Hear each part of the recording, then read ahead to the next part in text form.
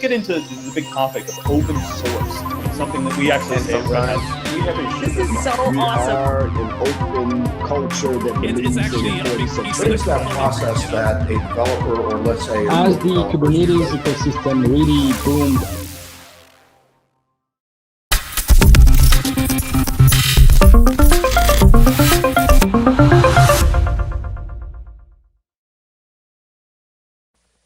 Hi, and welcome to another episode of In the Clouds. I am your host, Stu Miniman, and today we have a special episode.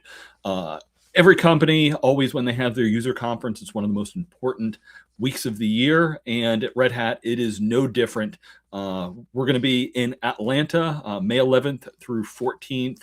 Lots of us at the big convention center right downtown, and wow, Red Hat Summit. I believe it's actually going to be my 11th time going to Red Hat Summit, one that I always enjoy.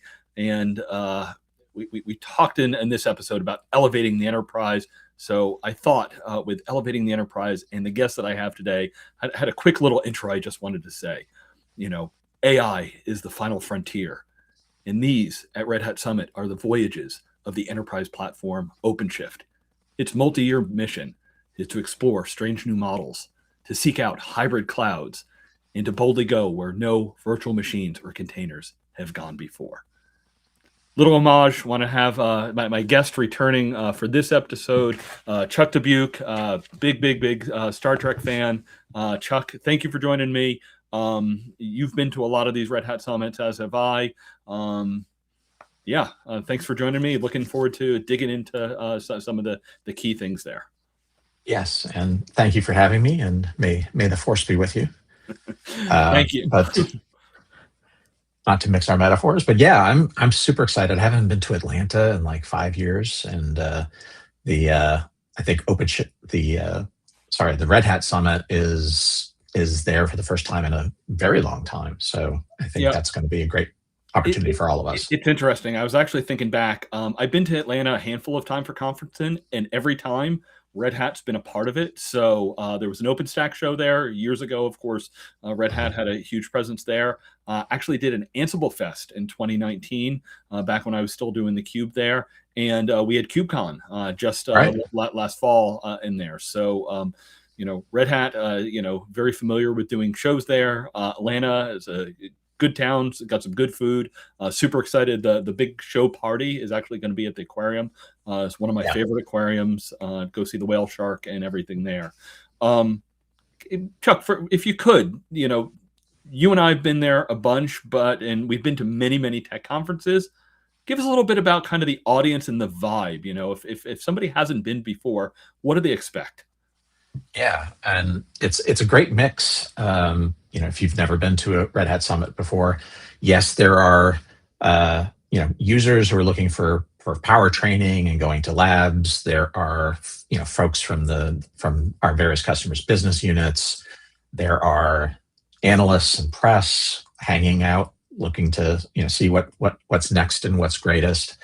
But the thing that always strikes me is how much of a fan base there is for Red Hat. So I don't usually see a lot of conferences where people are actively, scrambling to get their photo taken in front of the big logo, or, looking for their I imagine looking for pictures or autographs from folks like Stu and others who are well-known faces.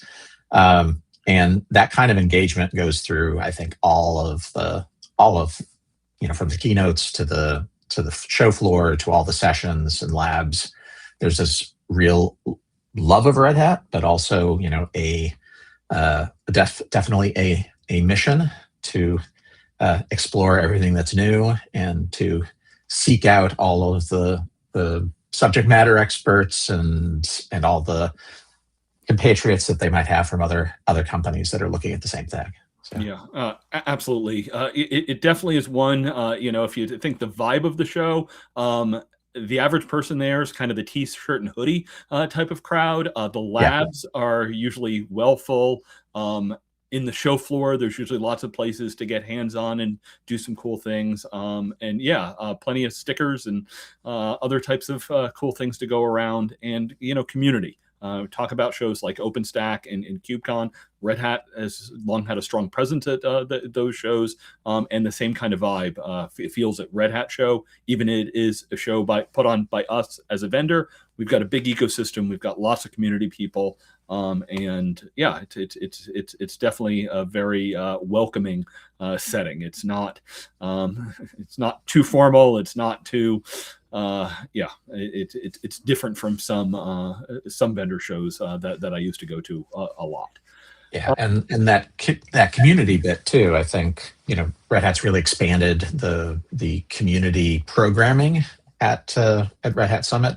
The first day on Monday is really dedicated to community day writ large across all of our major platforms. So OpenShift Commons has been before Summit for a very long time, going 5 years now. Same with the Ansible community meetups that happened before Ansible Fest.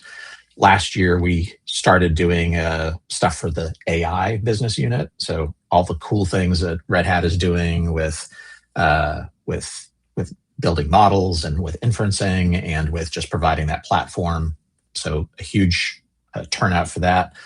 And then, reestablishing, I think, our RHEL community, which now has a dedicated track on Monday, in addition to all the things that come on Tuesday and Wednesday and Thursday. So the great vibe starts, and right after that, you can jump over to the show floor for hors d'oeuvres and light beverages. So it definitely has that sort of celebratory piece of it going on the first day before you really get to brass tacks. Yeah. So Chuck, you're pretty heavily involved with how we choose the programming for the event. Maybe give a little bit insight, if you could. Customers sharing their stories with their peers is one of the things that I love about Summit. And we have an interesting challenge at Red Hat, that we have so many customers that not only want to and are willing to share their story, that trying to fit in as many as possible can be a challenge. So how do we do that between kind of the main event, which has main stage and breakouts and panels, community day, and the like? Yeah, so it all starts with the CFP, and maybe someday we will throw it all into a big AI model and it'll spit out the perfect answer. But we have a hard time making those selections. One of the things that we heard from Summit attendees in the past is that they wanted more deeper technical sessions. So even if it's a customer session talking about business value and things like that, they really want to dig a little bit deeper into what exactly are the features that they're using, what have they found has been best practices that really work at a level of detail that goes beyond sort of what we can do on a keynote stage. And so myself and others who are part of that decision-making process really look for those customer stories where we're having a great customer name, but it's one of their engineers or one of their technical folks who's actually doing the presentation. So it's going to be context of say Delta, which is one of our big customers, hometown in Atlanta. They're going to be talking about how they have used a product that we call Dev Spaces, which is a web IDE for how they implemented it at a technical level, and also the benefits in this era of security concerns and supply chain attacks, and having to audit everything, having a consistent place for their developers to start and have all of their tooling that's coming from a secure supply chain, and taking all of that burden off of their developers to have to think about security, but still building it into the beginning of the process. And so those kinds of stories are really, I think, the best part of Summit, where we get to talk to household names across the world, some cool names that maybe not everybody's aware of, but have great stories that are deeply connected to those technical things, but also, have real world benefits. And in the context of everything that's going on right now, we hope that, all of our attendees, when they go to those sessions, really can take some of those learnings back with them and find new ways of doing things. Awesome. Yeah. And as I mentioned, it's phenomenal that every part of the show, you have some customers in there. So of course on the main stage you get some big and well-known names, and go through some of the pieces. As you said, the breakout sessions both at the community day and the main track, you get quite a bit that they dig into. I know one that the audience of this show would be pretty interested in, was one of my favorite sessions last year, and they're having some more sessions this year, is NASA. So Yes. This might be called In the Clouds, but it's pretty cool when some of this technology ends up in space. So yeah, that's one that is definitely one that you want to grab a seat for if you're going to be attending.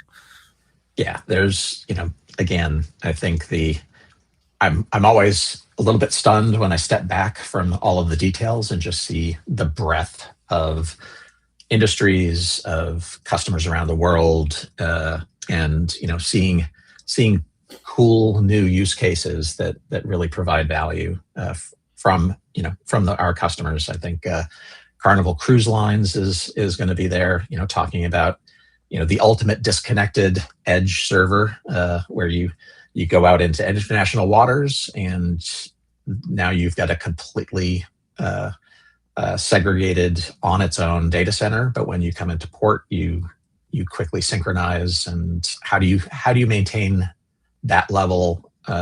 Because it's a fixed schedule, and you only get a certain amount of time in port to do all of the things you need to do from that data center, and how that works in a real world scenario. So it's not just the pristine performance labs that we also will talk about, but what happens in the real world when the ship is at sea, or the satellite is in space, or the banking model is processing real-time payments, and everything has to go right. Yeah. So you mentioned Monday is going to be community day. Main stage keynote Tuesday morning, Wednesday morning. There's a new aspect of the conference this year, the product spotlights. It's one of the areas where we put the link in the chat there, but one of the areas that you and I will be participating. Tell us a little bit about, what can people expect to see in the product spotlights? Yeah, and I think it's the idea of the spotlights is a product specific click down from the keynotes, where we talk about all of the Red Hat products working together, and some of our bigger names talking about just business value and working with Red Hat and some of the technologies. Each of the spotlight areas, and there's 4 this year, will dive a little bit deeper into one of those 4 main buckets. So on Tuesday, we'll start right after the keynote with the AI spotlight, and then after lunch will be the Ansible spotlight. Of course, my heart belongs to OpenShift, and will be on Wednesday morning, right after the keynote, and the RHEL spotlight will be in the afternoon. So for those, we're not going into super technical levels of detail, but we want to share with you where the products have been, where we're going, what are the some of the higher level use cases that we'll be exploring in depth in other breakouts and in labs, and really giving our customers a bigger picture of how is the OpenShift and the hybrid cloud evolving. How are we dealing with all of the change in virtualization and security, and things like hardware shortages now, leading more and more customers to look at cloud services to get the hardware they need today. So putting all that in context at a deeper level than the keynotes can do, and then pointing to the places in the rest of the program where people can dive even longer. Awesome. Yeah, definitely a lot going on there. It's going to be, the spotlights are not quite as big as the keynote, but a very large room to be able to go into a lot of area. And as we said, customers also participating in that. So good areas to hear. Chuck, if you could walk us through a little bit, hands-on at the labs, on the show floor, what kind of opportunities do people have to kind of touch some of the products and dig a little bit deeper? Because that's something this audience likes a lot. Yeah, and we've got a lot going on in the labs. You can imagine that just sort of the OpenShift overview labs are very popular. So we have one on Platform Plus. We've got a lot of labs around virtualization. So the opportunities around diversifying your virtualization portfolio, or moving off of traditional vendors and into a platform like OpenShift that helps you to evolve those applications as well. And so we've got tons of labs that'll get you hands-on experience with both OpenShift virtualization itself, but also having in mind, folks who are more familiar with VMware and other tools that, think about the user experience a bit differently than Kubernetes. Kubernetes designed to sort of scale itself in a cloud-like way. VMware, very ClickOps, very hierarchical, very visual compared to a lot of the command line stuff that our customer base is very familiar with. But we're seeing a lot more of our customers sending their virtualization teams to Summit for the first time to learn and get their hands on, and hopefully see that we've invested a lot in the user experience to make it much simpler to move from traditional Virt into OpenShift virtualization. Some simple things like having a tree view, which is in your UI, which is a sort of an expectation of where do you start in traditional ClickOps world. It's almost a foreign concept of having a hierarchy in the cloud native Kubernetes world, but it can be achieved by tagging. And now our virtualization newbies have this is where I start, and I'm very comfortable in this environment, and we'll get to put hands on keyboards for that. We also have some fun labs like the Breach Challenge or the Virtualization Roadshow. So some late night labs that are a little bit more fun, something that's a little bit more off the beaten path. And then we've also heard a lot from our customers. The labs are sort of the first sessions to fill up or get a waiting list. And so we are this year bringing hands-on labs that are that will be at your own pace on the show floor. We'll have an area where you can bring your own device or use some of the devices that we have there to take some of the labs that are going on today at your speed, at your pace, on your schedule, and still have some folks who can help with getting through the lab experience. So that hands-on labs that don't require you to have beaten the clock on getting it into your schedule is something that we heard a lot from our customers, and so that'll be a new experience in terms of like if there are labs you're looking for in terms of securing DevOps or moving from virtualization to OpenShift virtualization. Those are things that we'll be able to do quite well. Yeah, definitely excited for that because it's always I didn't get to sign up, or it's not available in a time frame that worked for me. So having some of those labs that they can kind of roll in when it makes sense on their schedule is going to be huge. A lot of virtualization piece. I'm really glad some of the last couple of years we've had a huge line waiting to talk to like the virtualization experts, and I know we'll have a bespoke part of the booth just for virtualization and making sure we're having that staff of the people to answer the questions. And even in addition to all the things you mentioned, our services group is going to have an escape room activity focused on virtualization migration. So if you're interested in the virtualization activity, lots of activity up there.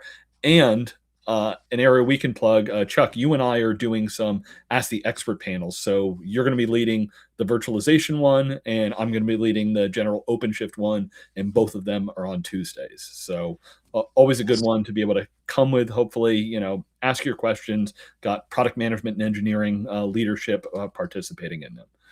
Yes, and we usually get in trouble from the events folks about staying too long afterwards, asking questions or answering questions. So, we'll be taking it out probably into the hallway. But I always love those sessions because they really surface a lot of the top of mind concerns that folks have. Like I mentioned earlier about hardware shortages. A lot of the folks that we work with today who are looking to move off of virtualization are having a hard time finding new servers or finding servers with enough memory. Yeah. And so we'll be talking a lot in our cloud services breakouts, as well as some specific ones around cost management. A new option that we have with AWS and with IBM Cloud now is OpenShift virtualization on hyperscalers. And the thing to note is that the hyperscalers, at least for now, have the servers and they have the memory. And so getting started fast or being able to secure equipment at all, the hyperscaler solutions plus OpenShift virtualization, which works incredibly well across those environments, is something that's probably in the last couple of months, ever since prices have started creeping up, has really risen to the top of the virtualization concern list. It's like now I've got to worry about finding the servers, and memory used to be cheap, and now it's hard to find it. So we'll be talking about that, as well as just virtualization in general. Yeah. No shortage of opportunities for people to be able to talk to some of the experts, talk to their peers, get questions, answers that they have. Chuck, what are you looking most forward to when it comes to Summit? Well, I'm looking forward to meeting with customers. So a big piece of Red Hat Summit is our customer briefing center. That's where customers can work to get meetings with you and I and other folks with the business unit. Some of our engineering team will be there too for those deeper technical questions. It's a really great opportunity for us to hear directly from customers. You and I also both participate in our executive briefing center in Boston, where we have more time and a little bit more in depth, but the CBC is sort of like speed dating with customers. So we get a lot of information all at once, and I think at the end of the day, I'm always writing furiously down all the notes of the things that I want to remember. We also talk a lot to analysts and press to make sure that we're answering their questions, because they're going to spend the week after Summit netting it out for folks who couldn't make it, and also for the greater enterprise market at large. And I'm really looking forward to just peeking into some of these sessions, like the NASA session. I already mentioned the Delta session, but things like State Farm doing how they're doing AI on our cloud services, which is another, again, another big topic besides virtualization is how we approach AI, and the same hardware constraints that customers are seeing with server virtualization. They're also having those same concerns with trying to get AI equipment in the door, and using hyperscalers, using the frontier models that are available as pay-as-you-go. Those are perfectly valid enterprise strategies, we've got some real customers who faced those challenges, who have have some patterns of success that they can share with us. And so I'm looking forward to all of that, plus putting my list together of presentations I want to read on our portal after the sessions are done at Summit, because I won't be able to attend them all. So I've got my hit list, but I know I won't be able to only scratch the surface of what's going to be available there. Yeah, I always love. I always come out of the show with a couple of customer stories and some of those aggregate experiences that I'll be talking to other customers about for the next year. So much opportunity. Yeah, and as you said, there's never enough time, and unfortunately, we haven't figured out how to be in multiple places at once. But try to absorb as much as you can. All right, yes. Chuck, I think we've reached the point. We're going to ask you the questions from a Red Hat. Okay.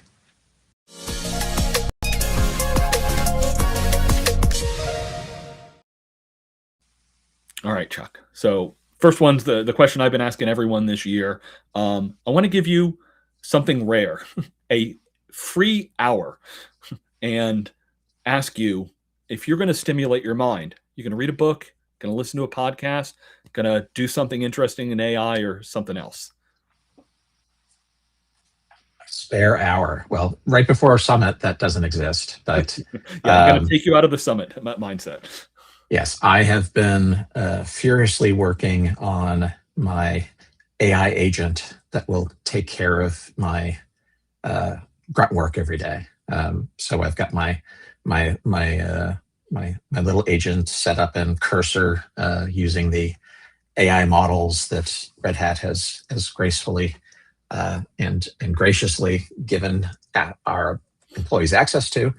I'm also working on the side on my own bots that will search out for things. So I try to keep up with all of the goings on in the Star Trek universe.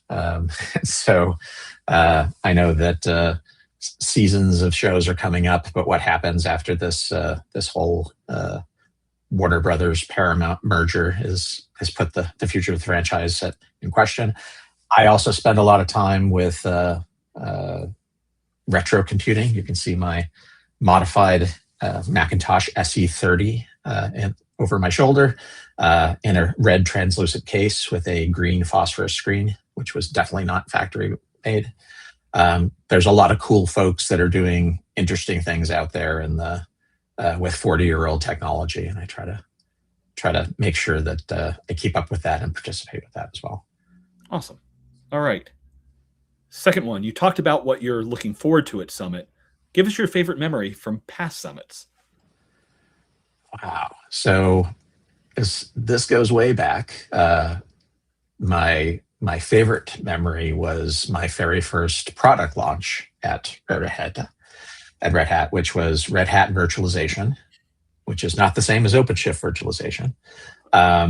And that was way back in 2009 that we launched the product. I think we were at the Chicago Hilton when we announced it. Was the Red Hat Summit there, and just being able to participate in that process about 6 months after I'd been hired in, and a couple months later doing the same thing at the Gartner IT Expo on the show floor, and Dolphin and Swan. So those are my two favorite moments, just because they were firsts, and I was just a young'un back then. So.